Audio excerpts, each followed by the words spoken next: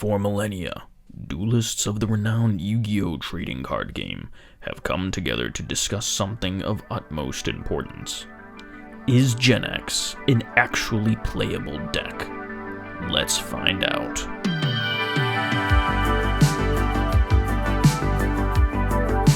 What is up, all of my beautiful dudes and dudettes? It's been a while since we've done a deck profile outside of a tournament setting, I know, but we are finally here in my new studio. We can see from the intro that what we're doing here is a Genex deck profile. That's right, Genex deck profile. This is something that I have been working on for the better part of a year and a half, trying to make this a functioning deck. Thankfully and finally, with the help of Bean Soldier TV and Topaz from the Set 5 Pass podcast, we've been able to come up with a deck that functions. That's the important part. Let's hop right into this Yu-Gi-Oh! Deck. For the Genex cards, all that we have are triple Undyne and double Controller. Controller, annoyingly enough, is the centerpiece of the entire Genex archetype. It's a level 3 vanilla tuner, which is really difficult to deal with since there's no easy way to get it out on the field. Genex Undyne, with sending a water from deck to grave for cost to add Genex Controller to hand, is actually really nice since there's a few different water monsters that we're playing that work best in the grave. To get our Genex Controllers out onto the field, we run triple Unexpected Die. This is the best way to get a normal monster on the field without using your normal summon. Now to get into the part of the deck that has nothing to do with Genex. We run triple Emergency Teleport so that we can get out our Psychic Tracker, Psychic Wielder, Punk Sharakusai, Punk Xeamin. And then from Xeamin and Sharakusai, we've got Deer Note and Foxy Tune. Yes, this is a Punk deck. It gives us a shell to place around the soft, supple body of Genex. Next up, we have Therion cards.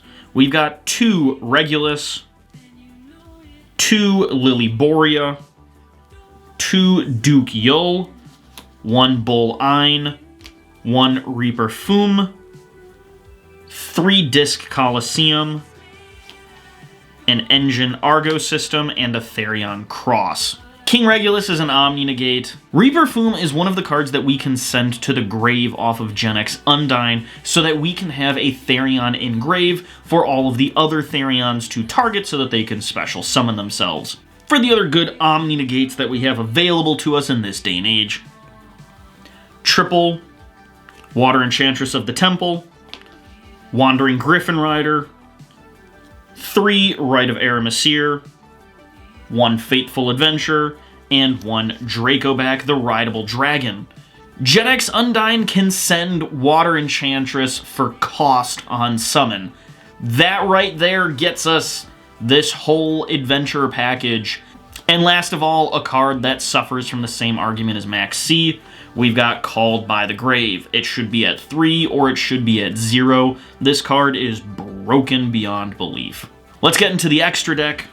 For the Genex cards of the extra deck, we have Tri-Arm, Ally Exel, and Locomotion R Genex.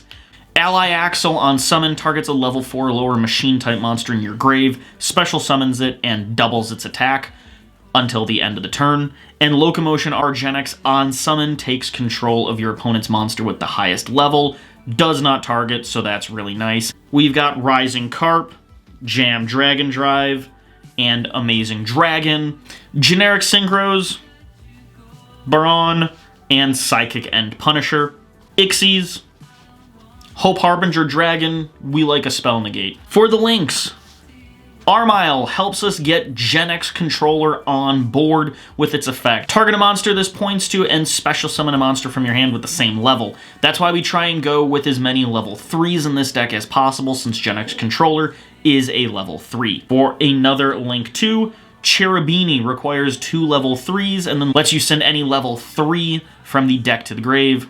Water Enchantress is a level 3, so you can just get that going. For the more basic links, we've got Asa because of Ishizu, IP, Unicorn, and Avermax. If you've got access code, you can run it. This is definitely just a template for us to build on to try and find a way to make Genex function as an actual deck in 2023. So that's the deck. There are some really fun combos that you can do with this deck that I've been working on developing with some of my friends like Bean Soldier TV and Topaz from Twitter. Go check them out. I'll be putting their links in the description below, and I'll be putting cards right now so that you guys can go directly to Bean Soldier TV's YouTube, or so that you can see Topaz's Twitter link. Genex, all in all, doesn't really function as a deck, but this was really fun to be able to figure out for us on our part to see if we can make this deck work, if we could actually make it playable. Is this the best Genex deck possible? Maybe not. Is it the best way to actually bring Genex to a locals to see if it works? Maybe.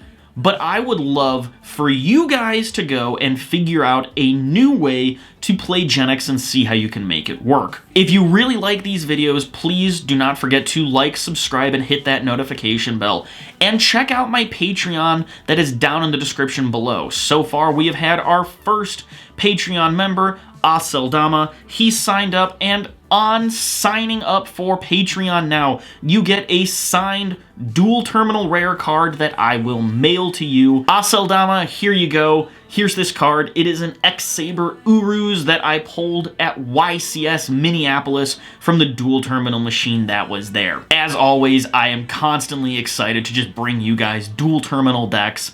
Check out in the future. Coming up is going to be some more deck profiles that I am working on of making dual terminal era decks function in today's meta. I've got a few that I've been messing around with, and I hope you stick around because you're gonna like what you see. I guarantee it. So anyways, like, subscribe, and hit that notification bell, and I'll see you around.